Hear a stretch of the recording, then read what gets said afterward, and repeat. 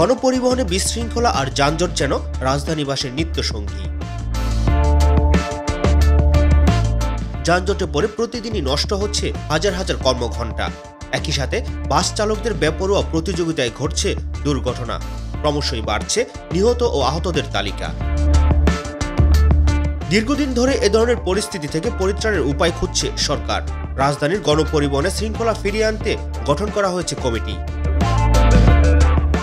কমিটির প্রস্তাবনা অনুযায়ী Dhanmondi science lab, new market ও আজিমপুর রোডে চালু করা হলো বিআরটিসির অত্যাধুনিক চক্রাকার এসি বাস সার্ভিস।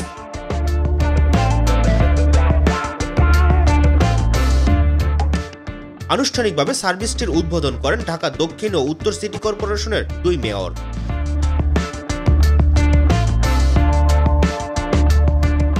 নির্ধারিত রুটে 36টি স্থানে থামবে বাসগুলো, যেখানে যাত্রীদের জন্য রয়েছে টিকিট কাউন্টার।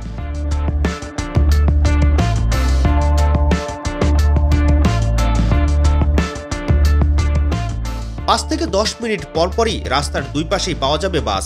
এর সর্বনিম্ন ভাড়া নির্ধারণ করা হয়েছে 10 টাকা। তবে দূরত্বভেদে 20 ও 30 টাকা ভাড়ায় এই সার্ভিস নিতে পারবেন যাত্রীরা।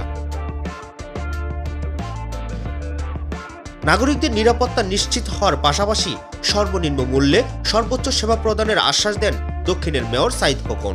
এই চক্রাকার বাস সার্ভিস চালু হওয়ার মধ্য দিয়ে এই এলাকার গণপরিবহনে একদিক থেকে যেমনিভাবে শৃঙ্খলা ফিরে আসবে, এই এলাকার মানুষের জীবনের নিরাপত্তা যেভাবে ফিরে আসবে, ঠিক তেমনিভাবে আমরা আশা করি এই এলাকায় যে যানজট রয়েছে সেই যানজটও বহুলাংশে আমরা মনে করি এটা কমে আসবে।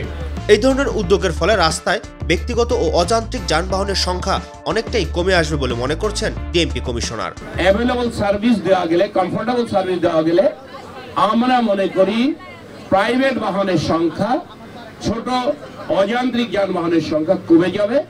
ফলে এই পরিবহন ব্যবস্থায় শৃঙ্খলা আসবে। প্রাথমিক পর্যায়ে 4টি বাস নিয়ে যাত্রা শুরু হলেও পর্যায়ক্রমে আরো 20 থেকে 25টি বাস এর বহরে যুক্ত হবে।